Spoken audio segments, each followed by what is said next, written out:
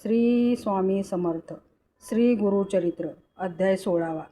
नामधारक सिद्धांना म्हणाला, स्वामी, तुम्ही मला श्री गुरुचरित्र आणखी सविस्तर सांगा. सगळे शिष्य तीर्थयात्रेला गेल्यानंतर श्री गुरूंच्या जवळ कोण राहिले, पुढे काय घडले? नामधारकाने असे विचारले असता सिद्धांना अतिशय आनंद झाला. ते म्हणाले, नामधारका, तू खरोखरच धन्य आहेस. तू खरोखर श्रेष्ठ गुरुभक्त आहेस. आज तूच माझ्यावर उपकार केले आहेस. माझे मन अविद्यारूप गाढ निद्रेत झोपले होते. तुझ्यामुळे ते जागृत झाले आहे. तू माझा प्राणसखा आहेस. तुझ्यामुळे मला सुख लाभ झाला आहे. मला श्री गुरुचरित्र आठवले. आज तूच मला सुधामृत सागरात लोटले आहेस. तू माझ्यावर अनंत उपकार केले आहेस. त्यामुळे मी अत्यंत संतुष्ट झालो आहे. तुला पुत्र पौत्राची प्राप्ती होईल. तुझ्या घरी कधीही दुःख दारिद्र्य येणार नाही. तुला सर्वत्र मान सन्मान प्राप्त होतील. श्री गुरुचरित्र साक्षात कामधेनू आहे. ते चरित्र मी तुला विस्ताराने सांगतो. श्री गुरूंच्या आज्ञेने सर्व शिष्य तीर्थयात्रेला गेल्यानंतर श्री गुरु वैजनाथ क्षेत्री गुप्तपणे राहिले. त्यावेळी त्यांच्याबरोबर मी होतो. 1 वर्षभर श्री गुरूंचे तेथे वास्तव्य होते. एके दिवशी एक तपस्वी ब्राह्मण श्री गुरूंच्याकडे आला व त्यांच्या चरणावर डोके ठेवून म्हणाला, स्वामी, मी अज्ञान सागरात बुडालो आहे. माझा उद्धार करा. माझे रक्षण करा. मी खूप दिवस तप केले, पण मला अद्याप आत्मज्ञान झालेले नाही. माझे मन एकाग्र होत नाही. ज्ञान झाले तर तपश्चर्या व्यर्थ आहे. आज तुमचे दर्शन झाल्याने मला अतिशय आनंद झाला आहे. आज तुमचे दर्शन झाल्याने मला तुम्हीच या विश्वाचे तारक आहात. तुम्ही सद्गुरू आहात. म्हणून मला उपदेश करा, म्हणजे मला त्वरित ज्ञानप्राप्ती होईल. तो ब्राह्मण असे म्हणाला असता श्री गुरु हसून म्हणाले, तू स्वतःला तपस्वी म्हणवतोस, तेव्हा तुला कोणीतरी गुरु असला पाहिजे. श्री गुरु असे म्हणाले असता तो म्हणाला, तपस्वी ब्राह्मण रडत रडत म्हणाला, मला गुरु आहेत, पण ते अत्यंत निष्ठुर आहेत. मला फार त्रास देतात. मला वाटेल ते टाकून बोलतात. जी कामे करू नयेत अशी कामे मला सांगतात. मला वेदशास्त्र, तर्क, भाष्य, व्याकरण यातील काही शिकवत नाहीत. तुझे अंतःकरण अद्याप स्थिर शांत नाही असे म्हणून मला दुसरीच कामे सांगतात, पण मी त्यांची कोणतीही आज्ञा मानित नसे. त्यामुळे ते माझ्यावर खूप रागवत असत. या सर्व त्रासातून सुटका घेण्यासाठी मी त्यांचा त्याग केला. त्या ब्राह्मणाचे हे बोलणे ऐकून श्री गुरूंना हसू आले. ते त्याला म्हणाले, तू मोठा आत्मघातकी आहेस. हे तुझे वर्तन म्हणजे स्वतःचे नाक कापून दुसऱ्याला अपशकुन करण्यासारखे आहे. तू स्वतःचे गुणदोष पाहत नाहीस आणि आपल्या गुरूंचे दोष ओरडून सांगतोस. तुझी बुद्धी भ्रष्ट झाली आहे. तू गुरुद्रोही आहेस. मग तुला ज्ञानप्राप्ती कशी होणार? घरात द्रव्यांचा ठेवा असताना तो मिळवण्यासाठी रानोरान कशासाठी भटकायचे? घरी कामधेनू असताना ताकासाठी दारोदार फिरण्यात कोणता शहाणपणा? जो गुरुद्रोही असतो त्याचे इहपर कल्याण कधीच होत नाही. त्या दिवाधिकाला ज्ञान प्राप्त कसे होणार? जो आपल्या गुरूंची मनोभावे सेवा करतो त्याला सर्व प्रकारचे ज्ञान होते, अष्टसिद्धी वश होतात. यासाठी गुरुला शरण जावे. श्री गुरुने असे सांगितले असता तो ब्राह्मण त्यांच्या चरणाला वंदन करून हात जोडून म्हणाला, स्वामी, आपण जगद्गुरू आहात. मी केवळ अज्ञानी आहे. माझा उद्धार करा. मला गुरुची ओळख नाही. त्यामुळेच माझ्या हातातून प्रमाद घडला. मला आता त्याविषयी सविस्तर सांगा. त्या ब्राह्मणाने अशी विनंती केली असता श्री गुरूंना त्याची दया आली. ते त्याला म्हणाले, गुरु हे मात्यापित्या समान असतात. गुरु हा ब्रह्मा विष्णू महेश स्वरूप असतो. त्याचे आपल्या शिष्यावर निरपेक्ष प्रेम असते. म्हणून आपल्या गुरूंची अगदी मनोभावे सेवा करावी. याविषयी मी तुला एक प्राचीन कथा सांगतो. त्या काळी धौम्य नावाचे एक थोर ऋषी होते. त्यांना एक आश्रम होता. त्या आश्रमात अनेक शिष्य होते. ते आपल्या गुरूंची मनोभावे सेवा करून वेदविद्या शिकत होते. त्याच आश्रमात अरुणी बैद व उपमन्यू असे 3 शिष्य आपल्या गुरूची सेवा करीत वेदाध्ययन करीत होते. पूर्वी आपल्या शिष्यांना अनेक प्रकारची कामे करावयास लावत. ती कामे शिष्य किती चिकाटीने, कष्टाने व आपल्या गुरुवरील परश्रद्धेने करतात याची ती परीक्षा घेत असत. मग सर्व कसोट्यावर उतरलेल्या शिष्यावर तत्काळ कृपा करून त्यांच्या मनोकामना पूर्ण करीत. धौम्य ऋषी याच परंपरेतील होते. पावसाळ्याचे दिवस होते. आकाशात काळे काळे मेघ जमले होते. धौम्य ऋषी आपल्या आश्रमात विद्यार्थ्यांना शिकवित होते.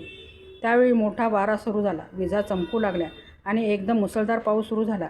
पाण्याचे लोट वाहू लागले. धौम्य ऋषी मोठ्या काळजीत पडले. ते आपल्या शिष्यांना म्हणाले, मोठा पाऊस पूर्वी कधी पाहिला नव्हता. आपल्या भाताच्या शेताचा बांध घट्ट केला नाही तर शेतातील पाणी वाहून जाईल व सगळं पीक वाया जाईल. हे शब्द ऐकताच सगळे शिष्य एकमेकांकडे पाहू लागले. आता आपल्यापैकी कोणाला तरी गुरुदेव आज्ञा करणार, म्हणजे आता पावसात भिजावे लागणार. असा विचार करून काहीतरी कारण काढून एक एक शिष्य उठला व आपल्या झोपडीकडे निघाला. त्या शिष्यात आरुणी नावाचा जो शिष्य होता तो अत्यंत नम्र कष्टाळू होता. गुरुने सांगितलेले कोणतेही काम करण्यास तो एका पायावर उभा असे. आपल्या गुरुवर त्याची नितांत भक्ती होती. कोणत्याही कामाची त्याला लाज वाटत नसे. आरुणी हात जोडून आपल्या गुरूंना म्हणाला, गुरुदेव मला आज्ञा करा, मी जातो व बांध पक्का करून येतो. धौम्य म्हणाले, जा बाळ, बांध घट्ट करून ये, कितीही त्रास पडला तरी आळस करू नकोस. आरुणी धावत शेतात गेला. पाऊस पडतच होता. शेताचा बांध फुटला होता व त्यातून पाणी जोरात वाहून जात होते. आरुणीने मोठे मोठे दगड आणून टाकले, माती घातली, पण पाण्याला इतका ओघ झाला की आडवे सगळे दगड वाहून जात होते. त्याच्या सगळ्या प्रयत्नावर पाणी पडले. त्याला अतिशय वाईट वाटले. आता काय करायचे? आरुणीपुढे त्यांनी मोठा प्रश्नच उभा राहिला. बांध घट्ट कसा करायचा? पाणी कसं अडवायचा? आपणास काही जमत नाही म्हणून तसंच परत नाही जायचं. प्राण गेला तरी चालेल, पण तसंच फिरत नाही जायचं. आरुणीने निश्चयपूर्वक ठरवले. विचार करता करता त्याला एक युक्ती सुचली. शेताचा बांध जिथे फुटला होता तेथे तो आडवा पडला. त्यामुळे वाहून जाणारी माती दगड त्याच्या शरीराला चिकटून बसली. त्यामुळे चांगला बांध तयार झाला. जिवंत बांधापुढे पाण्याला हार खावी लागली. आता शेतातून पाण्याचा एक थेंबसुद्धा वाहून जात नव्हता. आरुणी मोठ्या आनंदाने आपल्या गुरुचे स्मरण करत होता. संध्याकाळ झाली तरी आरुणी तसाच पडून होता. रात्र झाली तरी आरुणी परत आश्रमात आला नाही. धौम्य ऋषी मोठ्या काळजीत पडले. ते उठले, मशाल पेटवली व तिच्या प्रकाशात ते शेतात गेले. आरुणी कुठे दिसत नव्हता. अरुणी बाळा कुठे आहेस रे अशी हाक मारू लागले, पण स्थिर उत्तर मिळेना. धौम्य ऋषी व्याकुळ झाले. शेतात शोधू लागले आणि त्यांना आश्चर्याचा धक्काच बसला. जेथे बांध फुटला होता तेथे सारी पाणी अडवण्यासाठी आरुणी आडवा पडला होता. त्याचे सगळे शरीर चिखलाने माखले होते. त्याची शुद्धी गेली होती. शरीर पार गारठले होते. सारा प्रकार धौम्य ऋषीच्या लक्षात आला.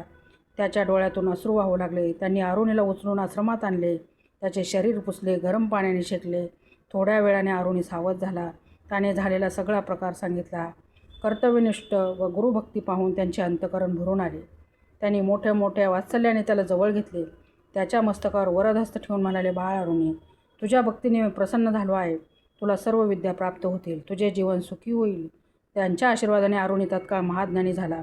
दुसऱ्या दिवशी धौम्य ऋषी त्याला म्हणाले, अरुणी, तुझे अध्ययन पूर्ण झाले आहे. सेवेच्या कृपाने तू मला गुरुदक्षिणाही दिली आहेस. आता तू आपल्या घरी परत जा. विवाह करून सुखाने संसार कर. आपल्या गुरूंचा निरोप घेऊन अरुणी आपल्या घरी परत गेला. पुढे हा अरुणी एक थोर ऋषी म्हणून प्रसिद्ध पावला. गुरूंचा आशीर्वाद खरा झाला. श्री स्वामी समर्थ.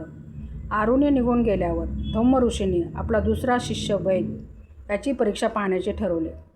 वैद हा अरुणीप्रमाणेच आपल्या गुरूंची अगदी मनोभावे सेवा करीत होता. एके दिवशी धौम्य ऋषी त्याला म्हणाले, तुला मी आता एक काम सांगतो, ते ऐक. तू आता आपल्या शेताकडे जा व तेथेच राहून आपल्या भात शेतीची नीट देखभाल कर. पीक तयार झाले की धान्य घरी आण. धौम्य ऋषीने अशी आज्ञा करताच वैद मोठ्या आनंदाने शेताकडे गेला व शेतीची अगदी चांगल्या प्रकारे देखभाल करू लागला. तो दिवस रात्र शेतात काम करीत होता. भात शेती तयार झाल्यावर त्याने कापणी केली, झोडपणी केली व खळ्यात धान्याची रास केली. मग त्याने आश्रमात जाऊन सांगितले, धान्य तयार झाले आहे, आता काय करू? धौम्य ऋषी म्हणाले, तू खूप कष्ट केले आहेस. आता तयार झालेले धान्य घेऊन ये. असे सांगून त्यांनी त्याला एक रेडा जुंपलेला गाडा दिला. वैद गाडा घेऊन शेतात गेला. त्याने 2 खडी भात गाड्यात भरले व तो धान्याच्या गाडा घेऊन आश्रमाकडे आला. पण 2 खडी भात रेड्याला ओढवेना. आता काय करायचे असा वैदापुढे प्रश्न निर्माण झाला. शेवटी त्याने जोखडात स्वतःची मान अडकवली व तो रेड्यासह गाडा ओढू लागला. वाटेत चिखलात रेडा रुतला. खूप प्रयत्न केले तरी काही केल्या रेडा चिखलातून बाहेर येणार. आता काय करायचे असा त्याच्यापुढे प्रश्न होता.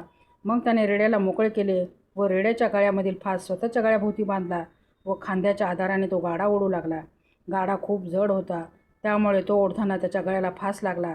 त्याचा जीव कासावीस झाला, पण तो डगमगला नाही, थांबला नाही. त्याने मोठ्या नेटाने गाडाला ओढत ओढत आश्रमात आणला. वैद्याची ती अवस्था पाहून धौम्याच्या मनात त्यांच्याविषयी अपार करुणा निर्माण झाली.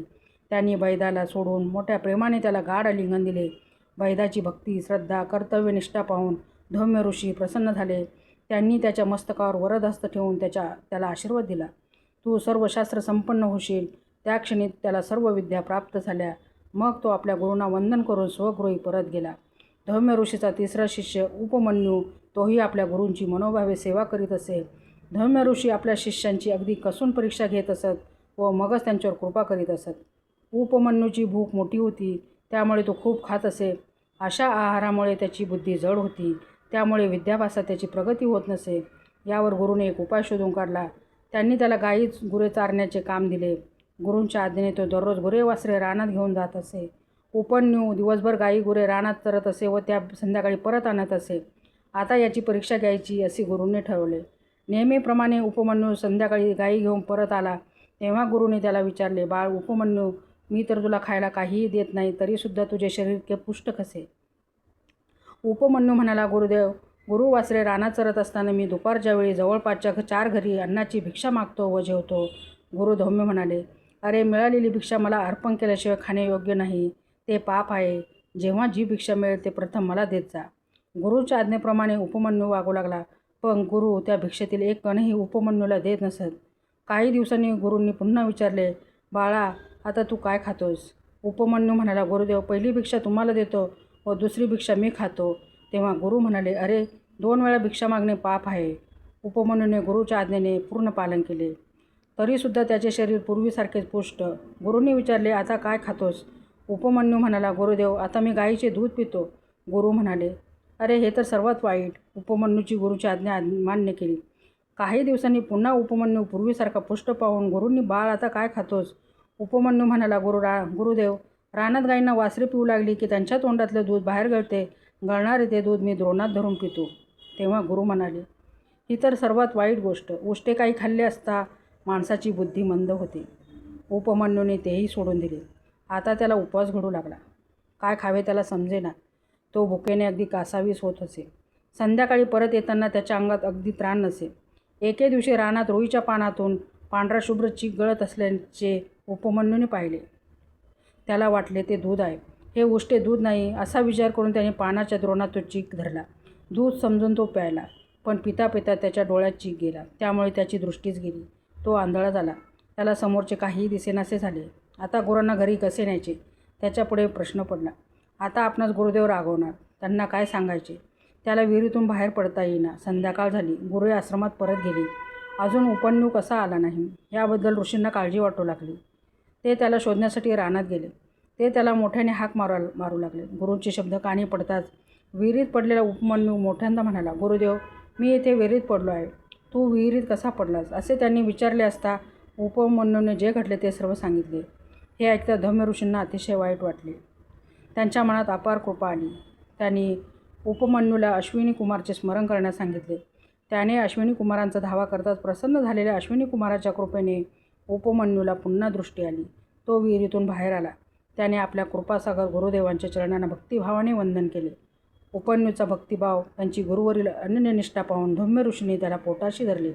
प्रसन्न झालेल्या धौम्य ऋषींनी आशीर्वादपूर्वक आपला वरद हस्त उपमन्यूच्या मस्तकावर ठेवला. त्या क्षणी उपमन्यूला सर्व विद्या प्राप्त झाल्या. त्याला घरी जाण्याची परवानगी दिली. धौम्य ऋषी त्याला म्हणाले, तुला सर्व विद्या प्राप्त झाल्या आहे. आता तू घरी जाऊन सुखाने संसार कर. तुला खूप मोठी कीर्ती प्राप्त होईल. तुला अनेक शिष्य मिळतील. तुझा शिष्य उत्तुंग मोठा ज्ञानी व पराक्रमी होईल. गुरुदक्षिणा म्हणून तो शेषाला जिंकून कुंडली आणून देईल. जन्मेजय राजाला सर्पसत्रात मदत करील. इंद्राला तक्षकासह शरण जाणीन. धौम्य ऋषीने असा आशीर्वाद दिला. उपमन्यू आनंदाने स्वगृही आला. सिद्ध म्हणाले, नामधारका, गुरुसेवेची आदर्श उदाहरणे, गुरुसेवेची महात्म्य याविषयी श्री गुरु नरसिंह सरस्वती त्या तापसी ब्राह्मणाला धौम्य ऋषीची कथा सांगितली. ही कथा सांगून श्री नरसिंह सरस्वती ब्राह्मणांना म्हणाले, तू गुरु कडक बोलतात, वाटेल ते कामे सांगतात, म्हणून त्यांचा त्याग करून येथे आलास. तू मोठा गुरुद्रोही आहेस. तू आपल्या गुरुची निंदा केलीस. हे महापाप आहे. श्री गुरु नरसिंह सरस्वती असे बोलत असत तो तापसी ब्राह्मण पश्चातापाने पळून निघाला. मोठ्यांदा रडू लागला. स्वतःची निंदा करू लागला. गुरुद्रोहाचे प्रायश्चित्त म्हणून मी त्यात आता प्राणत्याग करतो असे बोलू लागला. पश्चातापेन शुद्धती या वचनानुसार त्या ब्राह्मणाचे गुरुद्रोहाचे पाप नाहीसे झाले. श्री गुरु नरसिंह सरस्वतीच्या कृपेने त्या ब्राह्मणाला सर्व विद्या प्राप्त झाल्या. मग श्री गुरु त्याला म्हणाले, आता तू तुझ्या गुरूंच्याकडे परत जा. ते तुझा स्वीकार करतील. तू त्यांची सेवा कर. यातच तुझे कल्याण आहे. त्या तपस्वी ब्राह्मणाने ते मान्य केले व तो आपल्या गुरुकडे गेला. सिद्ध योगी नामधारकाला म्हणाले, तो ब्राह्मण निघून गेल्यानंतर श्री नरसिंह सरस्वती कृष्णा नदीच्या तीरावर भिल्लवडी येथे गेले.